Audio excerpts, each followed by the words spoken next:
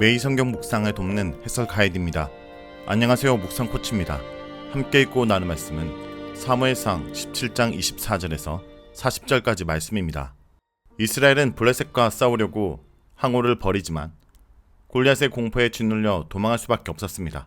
사울 왕의 상급도 아무런 소용이 없었습니다. 징태양난에 빠진 이스라엘에게 필요한 것은 하나님 말을 신뢰하는 믿음이었습니다. 골리앗의 공포를 깨는 무기는 바로 영적인 믿음입니다. 이스라엘 모든 사람이 그 사람을 보고 심히 두려워하여 그 앞에서 도망하며 이스라엘 사람들이 이르되 너희가 이 올라온 사람을 보았느냐? 참으로 이스라엘을 모욕하러 왔도다. 그를 죽이는 사람은 왕이 많은 재물로 부하게 하고 그에 따라 그에게 주고 그 아버지의 집을 이스라엘 중에서 세금을 면제하게 하시리라. 다윗이 곁에 서 있는 사람들에게 말하 이르되 이 블레셋 사람을 죽여 이스라엘의 치욕을 제거하는 사람에게는 어떠한 대우를 하겠느냐? 이 할례 받지 않은 블레셋 사람이 누구이기에 살아계시는 하나님의 군대를 모욕하겠느냐? 백성이 전과 같이 말하여 이르되 그를 죽이는 사람에게는 이러이러하게 하시리라 하니라. 큰형 엘리압이 다윗이 사람들에게 하는 말을 들은지라. 그가 다윗에게 노를 바라여 이르되 내가 어찌하여 이리로 내려왔느냐? 들에 있는 양들을 누구에게 맡겼느냐? 나는 내 교만과 내 마음의 완악함을 아노니 내가 전쟁을 구경하러 왔도다. 다윗이 이르되 내가 무엇을 하였나이까? 어찌 이유가 있으리이까 하고 돌아서서 다른 사람을 향하여 전과 같이 말하매 백성이 전과 같이 대답하니라. 24절은 골리앗의 등장과 도발에 대한 이스라엘 백성들의 반응입니다. 이들은 여전히 골리앗을 두려워하며 도망하고 있었습니다. 이렇게 기술한 것은 현재 전쟁터에서 다윗이 보고 있는 것을 설명하기 위해서입니다. 25절은 이런 상황을 보는 이스라엘 군사들의 반응입니다. 이들은 골리앗을 이스라엘을 모욕하기 위해 계속해서 올라오는 자라고 표현합니다. 이미 40일 동안 동일한 상황을 겪고 있었기 때문입니다. 뿐만 아니라 사울이 골리앗을 죽이는 자들에게 많은 재물과 자기 딸을 주고 집안의 모든 의무를 면제해 주겠다라고 약속했다라는 정보도 서로 주고받습니다. 이렇게 군사들은 골리앗과 전쟁할 생각은 하지 않고 뒤에서 이런 이야기나 나누고 있었고 사울은 구원자로서 의무를 다른 사람에게 넘기는 무능한 모습을 보여주고 있습니다. 26절은 골리앗을 본 다윗의 반응으로 다윗은 골리앗의 말과 행태를 보면서 두려워하기보다 화를 내고 있습니다. 여기서 골리앗을 죽이는 자에게 어떤 대우를 하겠느냐라는 물음은 자신이 죽이겠다라는 것을 내포하는 말입니다. 그는 골리앗을 죽이는 것을 이스라엘에 대한 모욕을 제거하는 일로 보았습니다. 그래서 그런 영웅에게는 응당 정당한 대우를 해줘야 된다고 생각한 것입니다. 또 골리앗에 대해 할례받지 않는 블레셋 사람이라고 경멸적으로 표현하는데 이 할례받지 않은 블레셋 사람이 누구이기에 살아계신 하나님의 군대를 모욕하느냐라는 말은 감히 부정한 인간이 살아계시며 거룩하신 하나님을 모욕하고 있다는 생각에 분노에 차서 한 말입니다. 다윗에게 하나님은 살아계신 하나님입니다. 그는 늘 하나님과 동행하고 있었고 하나님의 영과 함께 움직이고 있었기 때문에 하나님이 진짜 계시며 지금도 역사하고 계시다는 사실을 믿었던 것입니다. 그래서 하나님의 백성인 이스라엘을 모욕하는 것은 하나님을 모욕하는 것이라고 생각한 것입니다. 이런 다윗의 말은 자신이라도 당장 나가 골리앗과 싸워 살아계신 하나님을 모욕한 벌을 줘야겠다라는 의미입니다. 주변 군인들은 다윗의 말을 아무것도 모르는 소년의 치기 정도로 생각하고 사울이 골리앗을 죽이는 사람에게 주겠다고 한 상급을 다윗에게 알려줍니다. 이들은 다윗의 분노와 결심을 무시하였습니다. 살아계신 하나님을 믿지 않는 사람들에게 골리앗과의 싸움은 불가능하고 무모한 도전이었기 때문입니다. 다윗의 큰형 엘리압은 다윗이 골리앗의 행태에 분노하며 그를 죽여야 된다라고 주변 사람들에게 이야기하는 것을 듣고 다윗에게 매우 심하게 화를 냈습니다. 그는 다윗에게 왜 이 전쟁터로 왔느냐? 양은 누구에게 맡겠느냐라고 묻는데 이것은 다윗에게 왜 양치기나 하지 전쟁터에 얼씬거리냐고 화를 내고 있는 것입니다. 그러면서 다윗이 원래 건방지고 제멋대로인 아이인데 여기 온 것도 전쟁을 구경하기 위함이라고 인신공격을 합니다. 그는 다윗이 아버지의 명령을 받고 자신들의 안부를 살피기 위해서 왔다는 사실을 알면서도 골리앗을 죽이겠다는 다윗의 말에 화가 나 악의적으로 말한 것입니다. 엘리압이 이렇게까지 화를 내며 다윗을 공격하는 이유는 다윗의 말에 자존심이 상했기 때문입니다. 40일이 넘도록 조롱을 당하면서 골리앗의 어마어마한 체구에 압도되어 엘리압은 감히 싸울 엄두를 내지 못하고 있었습니다. 아무리 사울이 큰 포상을 내걸어도 골리앗이 두려워 나설 수 없었던 것입니다. 이런 상황에서 집에서 양이나 치던 막내가 자기가 나서서 골리앗을 죽이겠다라고 하니 지금껏 전쟁터에 있던 자신들을 바보로 만든다 생각이 들어 화가 난 것입니다. 형의 질책을 받은 다윗은 자신은 말밖에 한 것이 없는데 왜 화를 내냐며 형에게 반문합니다. 자신의 말을 듣고 화를 내는 형을 이해할 수 없었고 다윗이 보기에 하나님을 모욕하는 골리앗에 맞서 싸워 그를 죽이는 것은 당연히 해야 되는 일이었기 때문입니다. 그래서 그는 형이 화내는 것에 개의치 않고 다시 군사들과 골리앗에 대한 이야기를 계속합니다. 여기서 우리는 엘리압에 대한 평가를 내릴 수 있습니다. 그는 이세의 장자이자 용사로서 풍호와 실력을 지니고 있었습니다. 하지만 그가 아무리 다윗의 말에 자존심이 상하고 화가 났더라도 자신의 어린 막내 동생을 건방지고 제멋대로인 사람이라고 인신공격하는 것은 형으로서 어른으로서 옳은 행동이 아닙니다. 그리고 다윗이 신앙의 눈으로 골리앗을 본 반면 엘리압은 다른 사람들과 동일하게 골리앗의 외모를 보고 두려워하고 있습니다. 이런 모습을 보면 하나님께서 왜 엘리압을 거절하시고 다윗을 선택하셨는지 알 수 있습니다. 31절에서 37절 읽겠습니다. 어떤 사람이 다윗이 한 말을 듣고 그것을 사울에게 전하였으므로 사울이 다윗을 부른지라.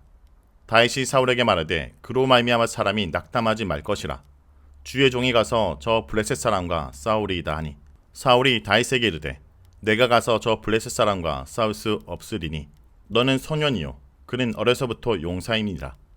다윗이 사울에게 말하되 주의 종이 아버지의 양을 지킬 때 사자나 곰이 와서 양떼에서 새끼를 물어가면 내가 따라가서 그것을 치고 그 입에서 새끼를 건져내었고 그것이 일어나 나를 해하고자 하면 내가 그 수염을 잡고 그것을 쳐 죽였나이다.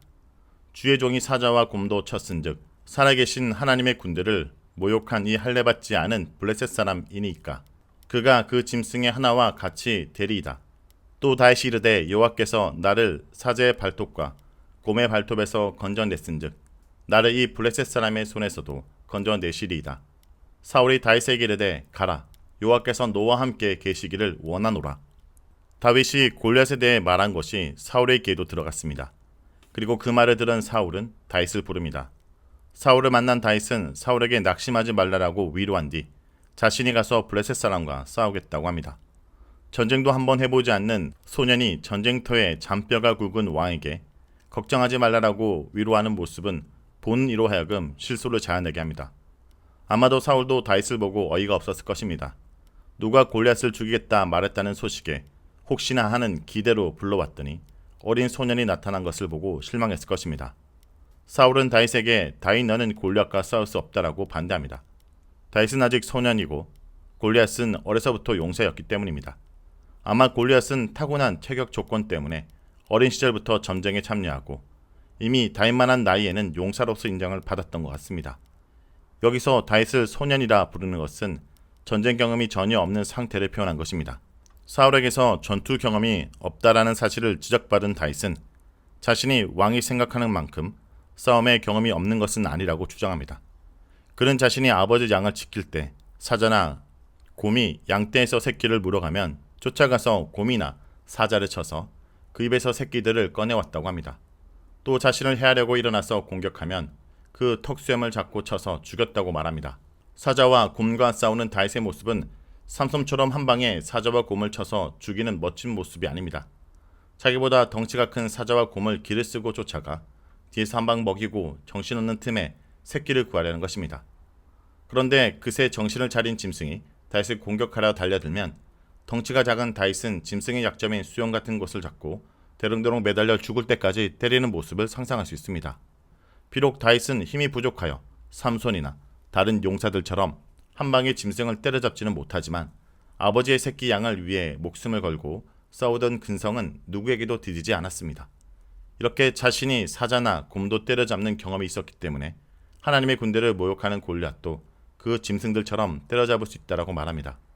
다윗은 골리앗을 사자나 곰과 같은 짐승으로 비유하고 있는데 그가 살아계신 하나님의 군대를 모욕하고 있었기 때문입니다.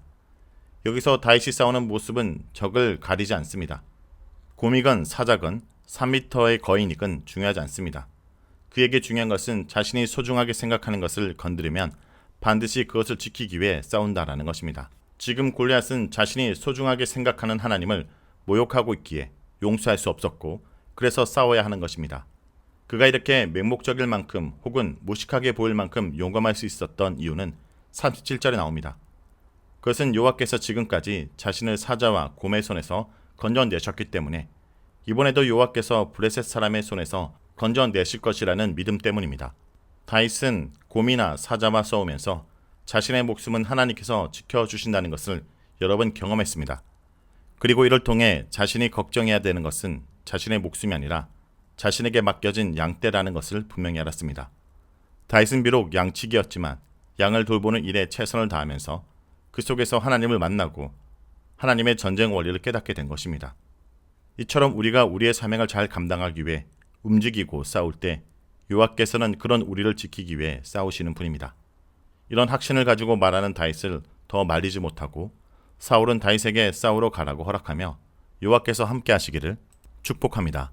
38절에서 40절 읽겠습니다.